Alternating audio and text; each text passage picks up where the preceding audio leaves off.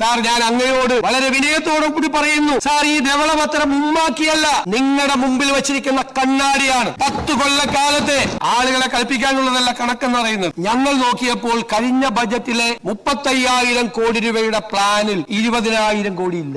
ഒരു ഗവൺമെന്റും അഭിമുഖീകരിക്കാത്ത ഏറ്റവും ഗുരുതരമായൊരു പ്രശ്നമാണ് ഞങ്ങൾ ഫേസ് ചെയ്യുന്നത്. ഇവര് കണക്കാക്കിയത് 16ാം ധനകാര്യ കമ്മീഷൻ തീരുമാനിച്ചു റവന്യൂ ഡെഫിസിറ്റ് ഗ്രാന്റ് നിർത്തി. സാർ, അത് കിട്ടുമെന്ന് കരുതി പ്ലാൻ ആരെങ്കിലും തയ്യാറാക്കും? വലിയ വെല്ലുവിളിയാണ് പ്ലാൻ തയ്യാറാക്കുമ്പോൾ. അതാണ് സാർ ഈ ധവളപത്രത്തിൽ പറയുന്നത്. ആ ധനപ്രതിസന്ധി ഉണ്ട്. കഴിഞ്ഞ കുറെ ദിവസങ്ങളായിട്ട് ഇവിടെയുള്ള പ്രചരണം എന്താ? 6,000 കോടി രൂപ ട്രഷറിയിൽ ബാക്കി വെച്ചിരുന്നു. മെയ് 16ാം തീയതി 6,000 കോടി ഉണ്ടോ? 2,000 കോടി രൂപയുള്ളൂ. അപ്പൊ ബാക്കി വെച്ചിട്ടാണ് പോകുന്നതെന്ന് ഈ പാവപ്പെട്ട ജനങ്ങളെ തെറ്റിദ്ധരിപ്പിക്കുകയാണ്. ഇവിടെ ഇരിക്കുന്ന ലെജിസ്ലേച്ചർ സെക്രട്ടേറിയറ്റിൽ ഒരു സ്റ്റാഫിന് 50,000 രൂപ സാലറി ഉണ്ടെന്ന് സങ്കല്പം. 25,000 രൂപ പലചരക്കടയിൽ കൊടുക്കണം. പുള്ളി പലചരക്കടയിൽ കൊടുക്കുന്നില്ല. പാല് മേടിച്ച കാശ് കൊടുക്കുന്നില്ല. പാലുകാരൻ വരുമ്പോ കൊടുത്തില്ല. പത്രക്കാരന്റെ കാശ് കൊടുക്കുന്നില്ല. ആർക്കും കൊടുക്കുന്നില്ല. ഇറച്ചിയും മീനും മേടിച്ച സ്ഥലത്ത് അവർക്ക് പോലും പൈസ കൊടുക്കുന്നില്ല. എന്നിട്ട് ഇദ്ദേഹം പറയാണ് എന്റെ പോക്കറ്റിൽ 50,000 രൂപ ബാക്കിയുണ്ട്. നിങ്ങളുടെ കയ്യിൽ 6,000 കോടി രൂപ ബാക്കി ഉണ്ടായിരുന്നുവെങ്കിൽ ലോക്കൽ ബോഡിയുടെ 3ാം ഗഡു നിങ്ങൾ എന്തുകൊണ്ട് കൊടുത്തില്ല? പട്ടികജാതി പട്ടികവർഗ വിദ്യാർത്ഥികൾക്ക് നിങ്ങൾ കൊടുക്കാനുള്ള പണം എത്രയാണെന്ന് അറിയാമോ?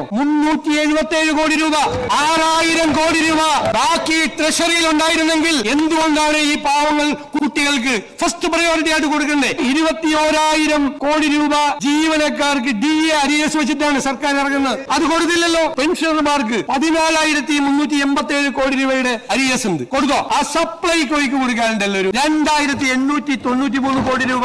എന്തിനാണ് ആ മെഡിക്കൽ സർവീസസ് കോർപ്പറേഷന് കൊടുക്കാനുണ്ട് 476 കോടി. എന്നിട്ടൊരു കഥ ഉണ്ടാക്കുക. 6,000 കോടി ബാക്കി വെച്ചിട്ട് പോയിരിക്കുക. നമ്മൾ അധികാരത്തിലേക്കുമ്പോ 2,000 കോടിയാണ് കൊടുക്കാനുള്ള. കടക്കാർ വാതിൽ നിൽക്കുകയാണ്. വാതിൽ തുറന്ന പത്രക്കാരനും പാലുകാരനും പലചരക്കടക്കാരനും ഇറച്ചി മേടിച്ചവരും മീൻ മേടിച്ച കൊണ്ടുവന്ന പാവപ്പെട്ട സ്ത്രീയൊക്കെ പുറത്തു നിൽക്കുകയാണ്. എന്നിട്ട് വാതിൽ അടച്ചിട്ട് അകത്ത് നിന്ന് ഭാര്യയോട് പറയാം 50,000 രൂപ ഞാൻ അതുപോലെ ഇവിടെ കൊണ്ടുവന്നിട്ടുണ്ടെന്ന് പറയും. ഞാൻ പെട്ടെന്ന് ആളുകൾക്ക് മനസ്സിലാണ്. എന്നോട് ഒരുപാട് പേര് ചോദിക്കുക സാറിന് നല്ല സുഖമായല്ലോ, ആ പഴയ മന്ത്രി 6,000 കോടി ബാക്കി വെച്ചിട്ടല്ലേ പോയേക്കുന്നത്, അടിച്ചു പൊളിക്കാമല്ലോ.